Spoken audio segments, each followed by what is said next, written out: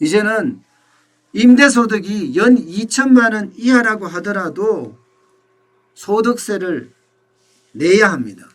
지금까지는 임대소득이 월 2천만 원 이하였으면 소득세를 내지 않았었거든요. 근데 이제는 소득세를 내야 하는 걸로 기준이 바뀝니다. 실제 대상자도 보면요. 월세 사업자 중에 2주택 이상 보유자, 그리고요. 공시가격 9억 원 초과 1주택자도 임대소득 과세 대상입니다. 그렇다면 공시지가 9억 원 초과 1주택자다 이러면 강남에 있는 아파트들도 굉장히 많이 포함이 되겠죠. 임대소득을 받을 때는 말입니다. 그리고 전세사업자는 3주택 이상 보유하면 세금이 부과됩니다. 기본 세율은요. 14% 정도 적용이 돼요. 또 이게 월세만 낸다 이러면 월세 수입에 대해서만 하잖아요. 그러면 월세와 전세가 혼합으로 있다 이러면 전세 보증금에까지도 임대소득으로 간주를 하고요. 환산해서 세금을 매깁니다. 전세 보증금에 대해서도 말입니다. 그러니까 세금은 점점 늘어날 가능성이 굉장히 커진다는 거죠. 실제로 2천만 원 정도 임대소득을 올린다 이랬을 때 세금을 얼마나 낼까 한번 따져보면요. 이게 임대사업자로 등록된 경우와 임대사업자로 등록되지 않는 경우가 굉장히 다른데요. 임대소득자로 등록됐을 경우에는요. 이 중에 60%를 비용으로 기본공제해 줍니다. 그러니까 2천만 원이면 1,200만 원을 기본공제해 주죠. 예. 그 다음에 400만 원. 예, 400만 원에 대해서는요.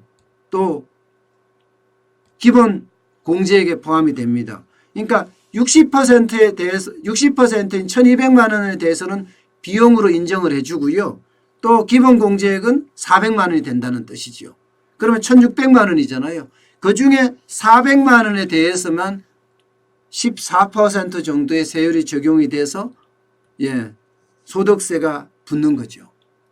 네, 그렇게 되면 이게 많으면 뭐 14만 원에서 한 30만 원 선, 14만 원, 15만 원, 16만 원 이 정도 선이 될 거라고 예상을 합니다. 그런데 임대사업자 등록을 하지 않잖아요. 그러면 기본 경비율, 필요 경비율을 50%, 60%, 50%로 줄입니다. 기본 공제액도 200만 원으로 적용을 받습니다.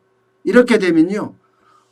아마 112만 원, 112만 원 정도 14% 적용을 했을 때는요. 그러면 차이가 임대소득자로 등록했을 때와 하지 않았을 때는 8배 차이가 날 정도로 아마 세금이 더 많아지지 않을까 그렇게 지금 예상을 하고 있습니다.